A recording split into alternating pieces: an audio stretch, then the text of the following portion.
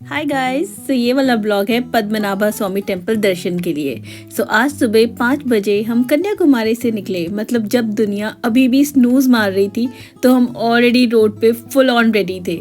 और देखो, अगर आप अपने डैड के साथ ट्रैवल कर रहे हो तो अलार्म क्लॉक की टेंशन तो लेने की ज़रूरत ही नहीं है, क्योंकि उनका अलार्म तो कभी फेल ही नहीं होता। मतलब 5 क्या 4:59 पे ही वाज लाइक चलो बेटा निकलना है बोल के आइटनरी एकदम मिलिट्री टाइमिंग पे चलती है। मॉम और मैं बस तरस रहे थे कि एक कप चाय मिल जाती तो क्या बात थी, बट डैड का स्केड्यूल एकदम पक्का होता है। रूट NH66 से था। कोस्टल ड्राइव, मस्त हवा और बीच बीच में तो रास्ते में गांव के मुर्गे भी मुझे गुड मॉर्निंग बोल रहे थे। ब्रेकफास्ट स्टॉप लेना नहीं था तो एक क्विक टी ब्रेक लिया, क्योंकि हम टेंपल विजिट करने वाले थे तो हम ब्रेकफास्ट टेंपल विजिट के बाद ही करते। 23 किलोमीटर रह गए, आधे घंटे में आ जाएगा। पद्मनाभा स्वामी टेम्पल में दर्शन के टाइमिंग्स थोड़े से डिफरेंट है। जैसे अर्ली मॉर्निंग 3:30, उसके बाद 6:30।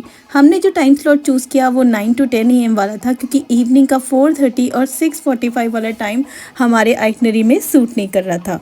टाइम पे निकलने का सबसे बड़ा फ़ायदा ये होता है कि आप बिना ट्रैफिक के फटाफट से ऑन टाइम अपनी लोकेशन पे पहुँच जाते हो।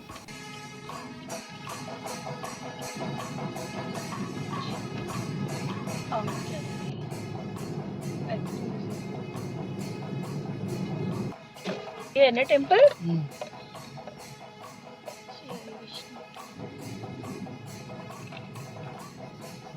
टेम्पल एरिया के पास होने से ही एक खूबसूरत सी शांति और वहाँ का ग्रैंडर देख के लगा कि 4-5 घंटे का ये सफ़र एकदम वर्थ इट था। टेम्पल में पहुँचते ही सबसे इम्पॉर्टेंट बात जो आप लोगों को सरप्राइज़ कर सकती है वो ये है कि पद्मनाभा स्वामी टेम्पल में दर्शन के लिए आपको यहाँ का स्ट्रिक्ट ड्रेस कोड फॉलो करना पड़ेगा। For girls like me it is sari. अगर आप स्कर्ट, ब्लाउज, दुपट्टा पहनोगे तो चलेगा, बट सलवार कमीज़, जीन्स या वेस्टर्न ड्रेसेस तो बिल्कुल भी अलाउड नहीं है। मतलब एकदम ट्रेडिशनल वाइब चाहिए। और बॉयज़ के लिए स्ट्रिक्ट मुंडू यानी धोती पहनना ज़रूरी है और शर्ट अंदर अलाउड नहीं है। तो एक अंग वस्त्रम यानी शॉल डाल सकते हो, मतलब एकदम ट्रेडिशनल साउथ इंडियन लुक। अगर आपको ये रूल पहले से पता है तो girls you can keep your saris ready, और बॉयज़ अपना मुंडू धोती, वरना एंट्रेंस पे ही आपको रोक दिया जाएगा। So this was my look and I was super excited and happy to have that gajra and that traditional Kerala sari. Thiruvananthapuram का नाम सीधे सीधे श्री पद्मनाभा स्वामी मंदिर से जुड़ा हुआ है। तिरुवनंतपुरम शब्द संस्कृत और मलयालम से आता है। इसमें 3 भाग है। थिरु जिसका मतलब है पवित्र, अनंत जिसका अर्थ है अनंत शेष नाग, और पुरम का अर्थ है स्थान या भूमि। इस प्रकार तिरुवनंतपुरम का शाब्दिक अर्थ है श्री अनंत पद्मनाभा स्वामी जी की भूमि। तो आज मैं इसी मंदिर में हूँ और आई कांट टेल यू कि how blessed I am feeling to be here. मंदिर के अंदर फोटोग्राफी वीडियोग्राफी बिल्कुल अलाउड नहीं है, तो मैं इस ब्लॉग में आपको सारी डिटेल शेयर करने वाली हूँ इस मंदिर के बारे में। So be with me in this blog. मंदिर के मुख्य गर्भगृह में भगवान विष्णु की लगभग 18 फीट लंबी मूर्ति है, जिसमें श्री हरि विष्णु अनंत शयन मुद्रा में विराजमान है। इस मूर्ति को शालिग्राम शिला, औषधियों और सोने से बनाया गया है। मूर्ति इतनी विशाल है कि इसे एक बारी में तो देखा ही नहीं जा सकता है। भक्तों को 3 अलग अलग दरवाजों से मूर्ति के दर्शन करने पड़ते हैं। मूर्ति को देखने के लिए पहले दरवाजे से आपको भगवान विष्णु का सिर दिखाई देता है। दूसरे दरवाजे से आपको भगवान विष्णु की नाभि, जिसमें से कमल का फूल निकलता है, वो दिखाई देगा। तीसरे दरवाजे से भगवान के चरणों के दर्शन होते हैं। ऐसा माना जाता है कि चरण दर्श सबसे पवित्र और मोक्षदायी होते हैं।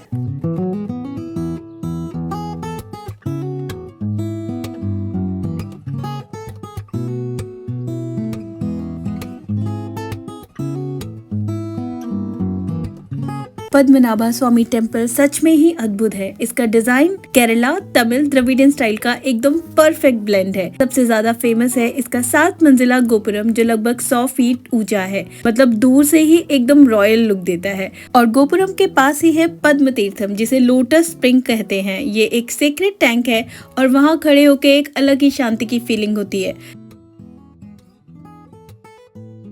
यहाँ मंदिर परिसर के पास ही आपको बहुत सारे क्लोक रूम्स मिल जाएंगे, जहाँ पे आप अपने शूज, कपड़े या साथ लाया हुआ जो भी सामान है इजीली वहाँ पे स्टोर कर सकते हैं। इसके अलावा आपको यहीं पे आसपास रेंट में मिल जाएंगी धोतियाँ और वो कपड़े जो आप पहन के जा सकते हैं। अगर आप इन्हें खरीदना नहीं चाहते तो आप इनको यहाँ पे रेंट आउट भी कर सकते हैं। पद्मनाभा स्वामी टेम्पल वर्ल्ड्स रिचेस्ट टेम्पल इसे कहा जाता है।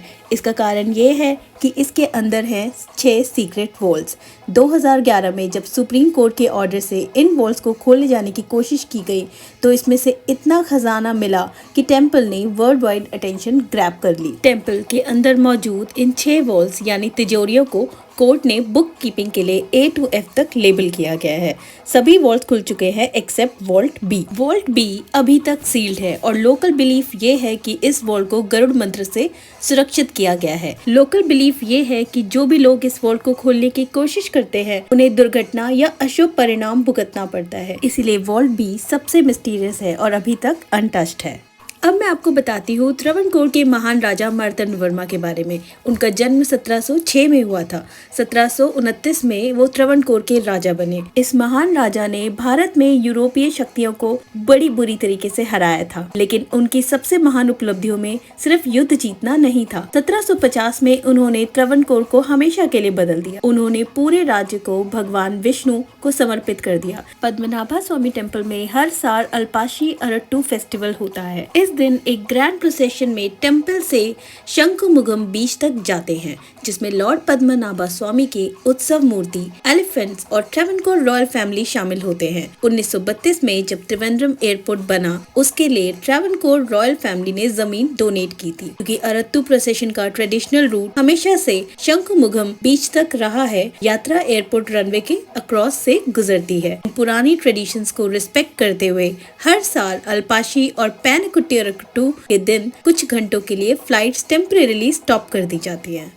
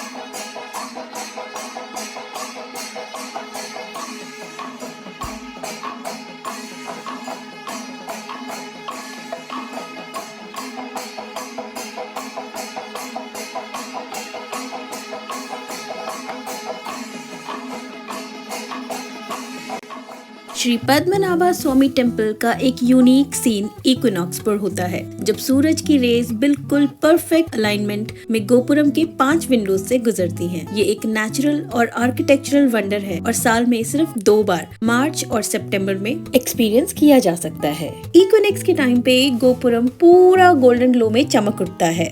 इसे एक डिवाइन और कॉस्मिक कनेक्शन माना जाता है।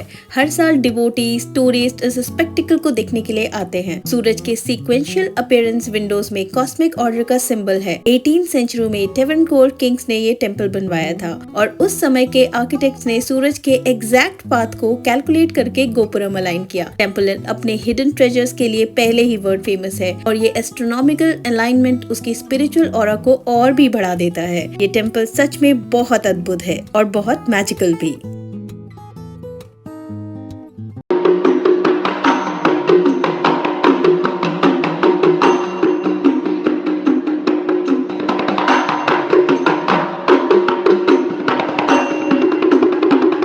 पहले केरला मेरे लिए सिर्फ कोकोनट, कथकली और जैगरी तक सीमित था, लेकिन यहाँ आके डिवाइन टेम्पल्स का मैजिक देखना, कथकली डांस एक्सपीरियंस करना और इस लैंड की स्पिरिचुअलिटी को फील करना मेरे लिए एक अद्भुत जर्नी रही।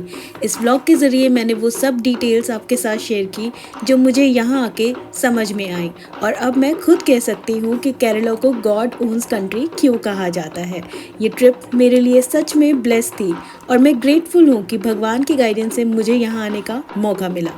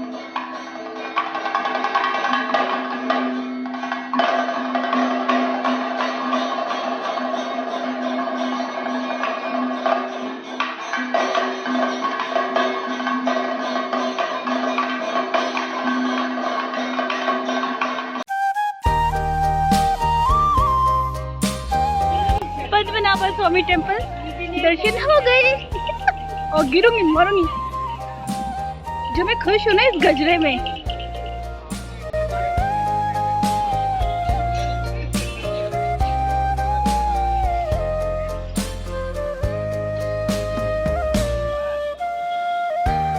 जय श्री हरि विष्णु, जय Shri Hari Vishnu. Thank you, thank you.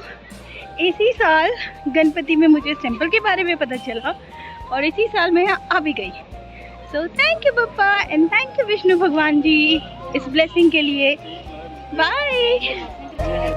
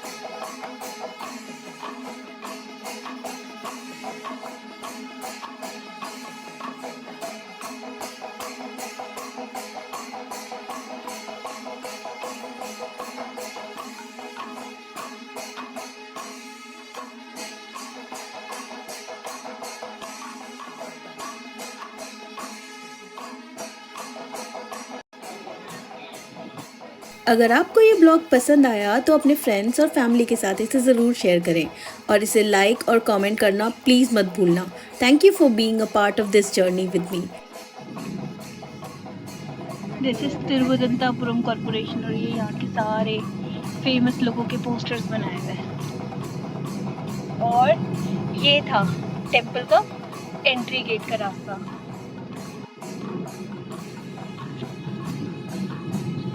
जयोलुकास तो दिल्ली में भी है, मैंने यहाँ पे जोसोलुकास भी देखा। पापा कहेंगे गाड़ी में बैठाने के लिए लाई थी बस। से आए हैं, रोज गाड़ी में बैठ जाते हैं मम्मी।